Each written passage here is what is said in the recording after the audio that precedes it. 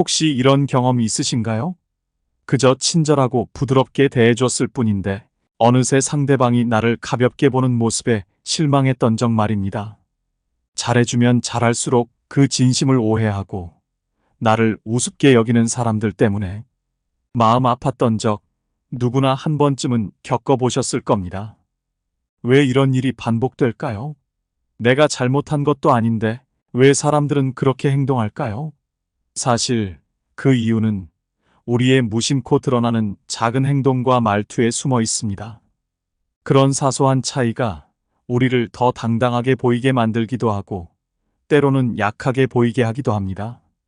오늘은 상대방이 더 이상 나를 만만하게 보지 못하도록 내 존재의 가치를 지키는 방법에 대해 함께 알아보겠습니다. 이 작은 변화가 인간관계에서 나를 존중받는 존재로 바꿔줄 것입니다.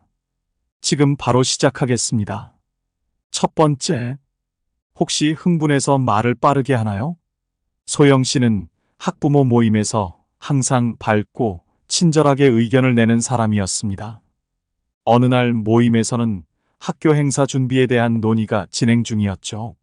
소영 씨는 자신이 생각한 아이디어를 흥분한 나머지 빠르게 설명하기 시작했습니다. 그런데 말을 빠르게 하다 보니 다른 학부모들이 이해하는데 어려움을 느꼈고 몇몇은 피곤한 미소를 지으며 애써 듣고 있는 듯한 표정을 지었습니다. 며칠 후 다음 모임에서 민정 씨가 의견을 내던 중 옆에 있던 수진 씨가 그러니까 그건 별로잖아. 우리가 전에도 말했잖아. 라며 가볍게 반박했습니다.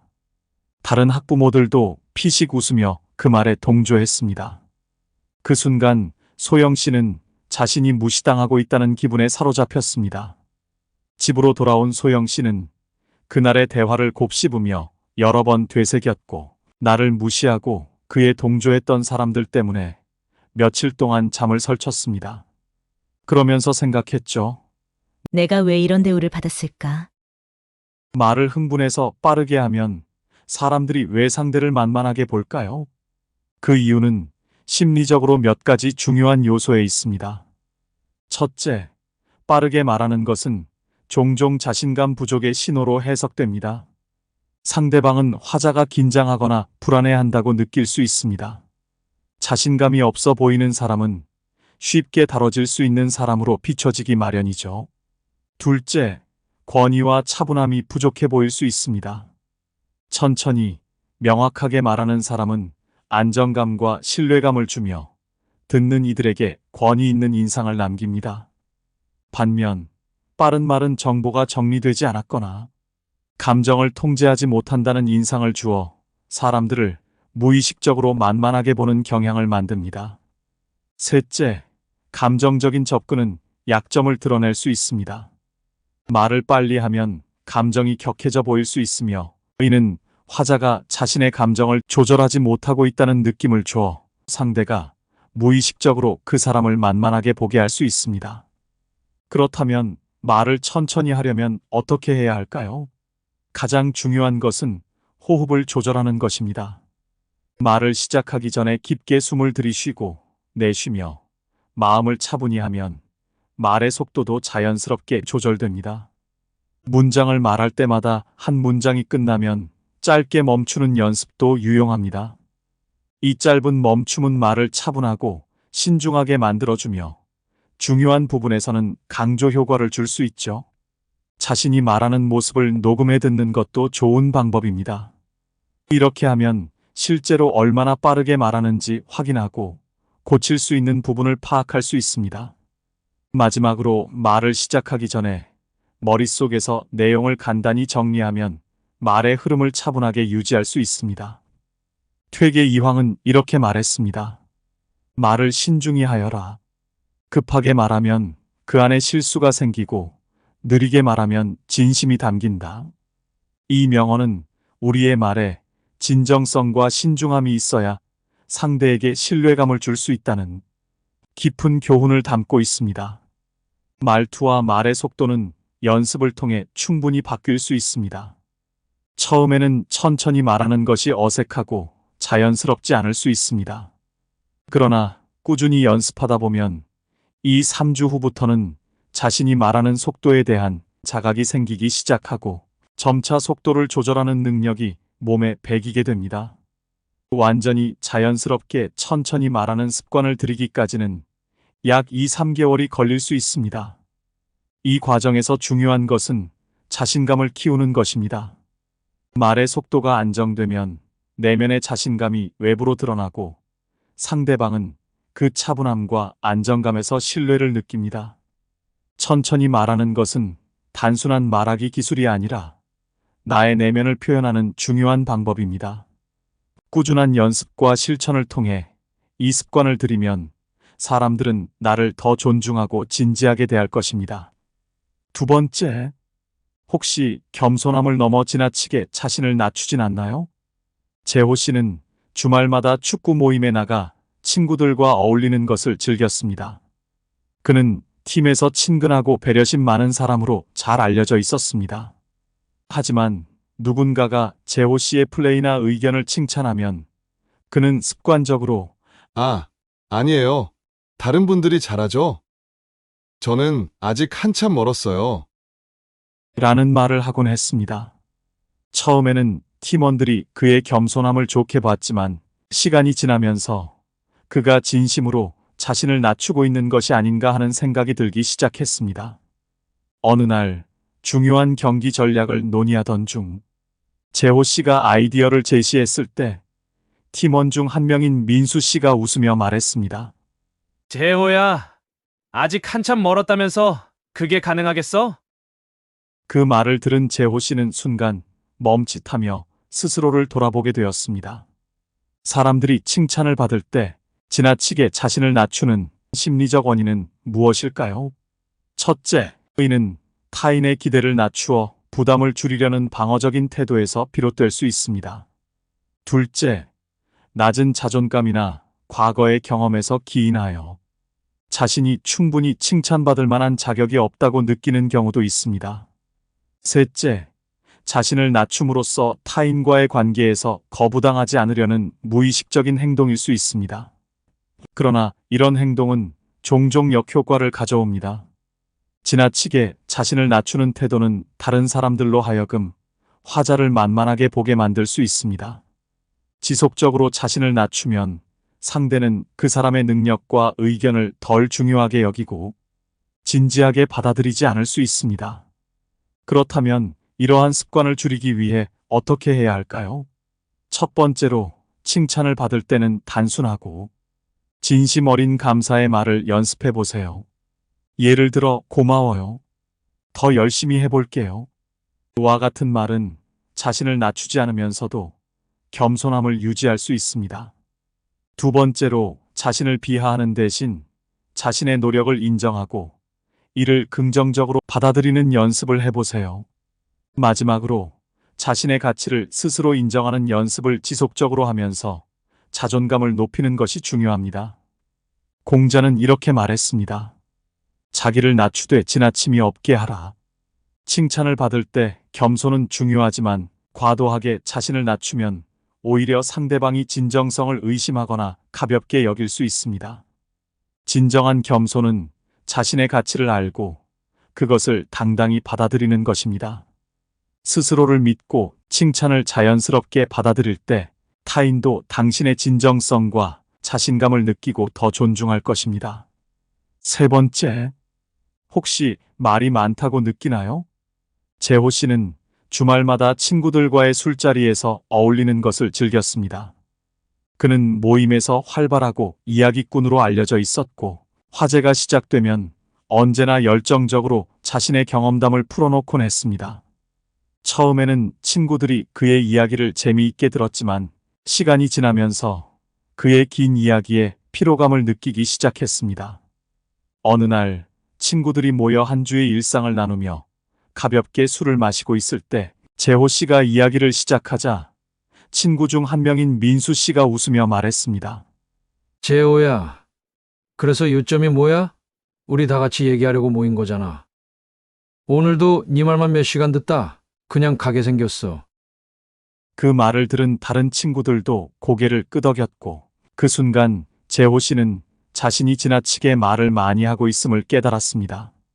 사람들이 말을 많이 하는 사람을 만만하게 보게 되는 이유는 핵심이 흐려지거나 중요한 메시지가 묻히면서 화자의 의견이 가볍게 느껴지기 때문입니다. 지나치게 설명이 길어지면 듣는 사람은 화자가 불안하거나 자신감이 부족하다고 판단할 수 있습니다.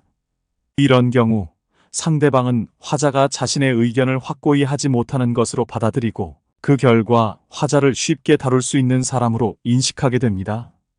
또한 긴 설명은 청자에게 피로감을 주기 때문에 대화의 집중력을 떨어뜨리고 그로 인해 화자의 말은 진지하게 받아들여지지 않으며 가볍게 여겨질 수 있습니다. 율곡이인은 이렇게 말했습니다. 말이 많으면 실수가 생기고 신중함이 없으면 신뢰를 잃는다. 말의 양보다 중요한 것은 그 안에 담긴 메시지의 가치입니다. 진정한 소통은 핵심을 간결하게 전달하고 상대방의 말을 경청하는 것에서 시작됩니다.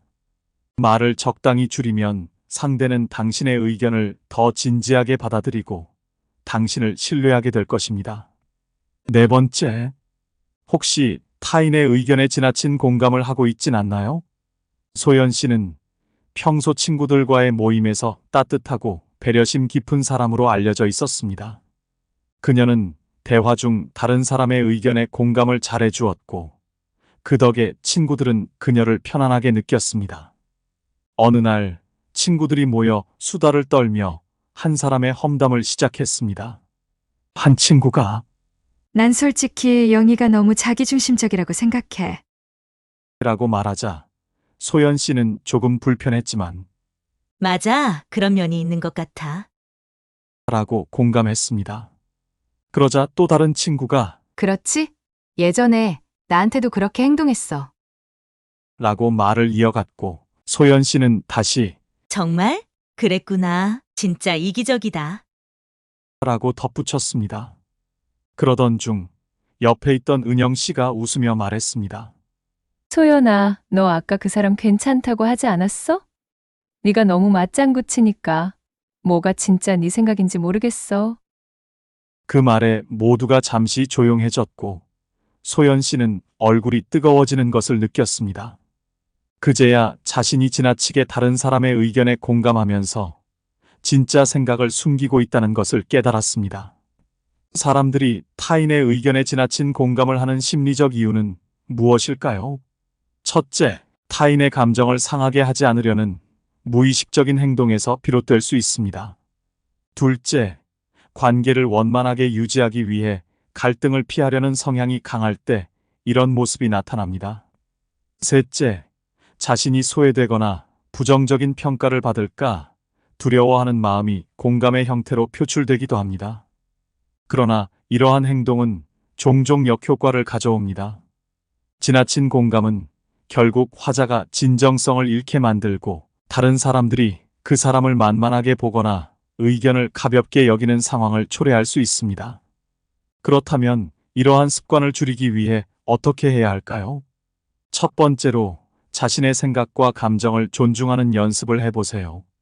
내 생각은 조금 다르지만 이렇게도 생각해 볼 수 있지 않을까요?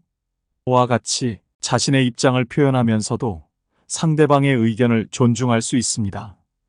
두 번째로 타인의 의견에 대해 공감하되 무조건적인 동조보다는 건설적인 대화를 통해 자신만의 목소리를 내는 연습을 해보세요. 마지막으로 자기 생각을 표현할 때 작은 두려움을 극복하는 것이 중요합니다. 이를 통해 상대방은 당신의 진정성과 자신감을 느끼게 됩니다. 퇴계 이황은 이렇게 말했습니다. 지나친 것은 부족함만 못하다. 지나친 공감은 상대를 배려하는 것처럼 보일 수 있지만 결국 자신을 잃게 만들 수도 있습니다. 진정한 소통은 서로의 생각을 솔직하게 나누는 데서 시작됩니다. 스스로의 목소리를 믿고 표현할 때 타인도 당신의 진정성과 가치를 존중하게 될 것입니다. 다섯 번째, 혹시 감사합니다와 죄송해요라는 말을 필요 이상으로 많이 하지 않나요? 민호 씨는 직장에서 누구보다 성실하고 친절한 사람으로 통했습니다.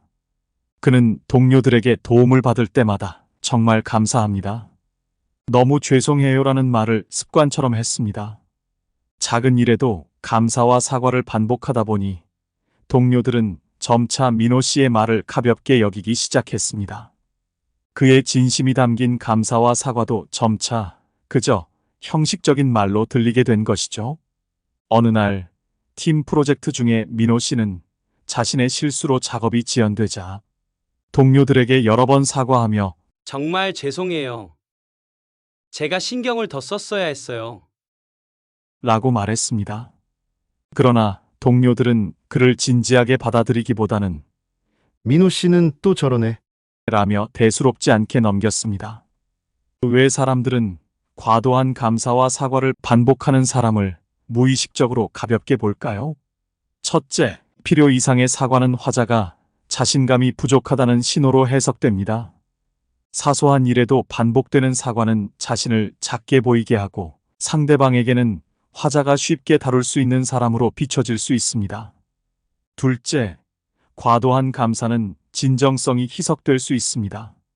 모든 상황에서 감사 표현을 남발하면 그 말의 무게가 줄어들어 상대방은 그것을 형식적인 인사로 받아들일 가능성이 큽니다. 셋째, 반복적인 사과와 감사는 화자가 자신의 위치나 의견에 확신이 없다는 느낌을 줍니다. 이는 상대방에게 무게감 있는 인상을 주지 못하게 만들죠. 그렇다면 어떻게 하면 적절하게 감사와 사과를 표현할 수 있을까요? 첫 번째로 진심으로 감사할 때만 감사합니다를 말하고 사과가 필요할 때만 죄송합니다를 사용하세요. 이로써 그 말에 진정성이 더해질 것입니다. 두 번째로 사과와 감사 후에는 바로 자신의 의견이나 행동으로 이어지는 연습을 해보세요. 예를 들어 죄송합니다. 제가 이 부분을 개선하겠습니다. 라고 말하는 것입니다. 자신이 말하는 빈도와 맥락을 인식하여 과도한 감사나 사과를 줄이는 훈련을 해보세요. 상황에 따라 자신감 있게 이 부분은 제가 해결하겠습니다. 와 같이 말하는 연습을 하면 더 확신에 찬 태도로 대화를 이끌 수 있습니다. 공자는 과유불급이라고 말했습니다. 과도한 사과와 감사 대신 필요할 때 신중하게 사용함으로써 사람들은 당신의 말에 더 무게를 두고 진지하게 받아들이게 될 것입니다. 진심이 담긴 말은 상대방에게 깊이 전해지고 그로 인해 여러분은 더욱 존중받는 사람이 될 것입니다. 여섯 번째, 혹시 아마도라는 말을 많이 하나요? 민경 씨는 직장에서 누구보다 성실하게 일했지만 동료들과 대화할 때는 종종 아마나 아마도라는 표현을 자주 사용했습니다. 어느 날 중요한 회의에서 프로젝트 일정에 대한 논의가 있었습니다. 민경 씨는 준비한 자료를 바탕으로 설명을 시작했지만 아마 맞을 거예요. 아마도 이게 맞을 것 같아요. 라는 말을 자꾸 반복했습니다. 회의가 끝난 후 동료들은 민경 씨의 의견을 어느 정도 이해했지만 그의 말에 확신이 부족하다는 인상을 받았습니다. 회의 후 선배인 현수 씨는 다가와 조언을 건넸습니다. 민경 씨, 설명할 때 너무 아마라는 말을 많이 쓰는 것 같아. 그 말이 신중하게 들릴 수도 있지만 때로는 확신이 없어 보일 수 있어. 민경 씨는 그 조언의 순간 놀라며 스스로를 돌아보게 되었습니다. 사람들은 왜 아마도라는 말을 자주 사용하는 사람을 만만하게 보거나 확신이 부족하다고 느낄까요? 첫째, 아마라는 표현은 책임을 회피하거나 불확실함을 감추기 위해 사용되는 경우가 많습니다. 이런 표현을 반복하면 상대방은 화자가 자신감이 부족하고 결단력이 약하다고 생각할 수 있습니다. 둘째, 신뢰와 리더십은 단호함과 명확함에서 비롯됩니다. 아마라는 말이 자주 들어가면 상대방은 화자가 자신의 의견에 확신을 갖고 있지 않다고 느낍니다. 셋째, 불확실한 말투는 중요한 상황에서 화자의 권위를 떨어뜨리고 그의 말에 무게감을 실어주지 못하게 만듭니다. 그렇다면 아마도라는 표현을 줄이기 위해 어떻게 해야 할까요? 첫 번째로 대화하기 전에 자신이 말할 내용을 머릿속에서 한번 정리해 보세요. 이것만으로도 자신감 있게 말할 수 있는 기초가 됩니다. 두 번째로는 확신을 주는 표현으로 대체하는 연습을 해보세요. 예를 들어, 아마 맞을 거예요. 대신 이것이 맞습니다라고 단호하게 말하는 것입니다. 세 번째로 자신의 말투를 점검하고 긍정적이고 단호한 말투를 연습하기 위해 자신만의 체크리스트를 만들어 보세요. 이를 통해 점점 더 자연스럽게 자신감을 드러낼 수 있습니다. 맹자는 이렇게 말했습니다. 사람은 먼저 스스로를 바로 세워야 한다. 그러면 다른 사람들이 그를 존경하게 된다. 불필요한 불확실함을 줄이고 자신감 있는 표현을 연습함으로써 사람들은 여러분의 의견을 더 진지하게 받아들이고 여러분을 신뢰하게 될 것입니다.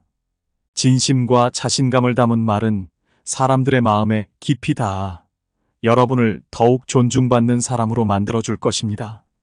오늘 배운 내용이 여러분의 인간관계를 더 즐겁고 행복하게 만드는데 작은 도움이 되었길 바랍니다. 언제나 자신을 믿고 진정한 목소리를 표현하며 서로의 생각을 나눌 때 더 깊은 소통과 이해가 이루어질 것입니다. 혹시 여러분도 비슷한 상황을 겪으셨다면 댓글로 사연을 나눠주세요. 많은 분들께 큰 도움이 될 것입니다. 이 영상이 필요한 분들께 공유해 주시고 구독과 좋아요로 저를 응원해 주세요. 여러분과의 소중한 연결이 저에게 큰 힘이 됩니다. 오늘도 여러분의 행복을 빕니다. 이상으로 행복 주문서였습니다.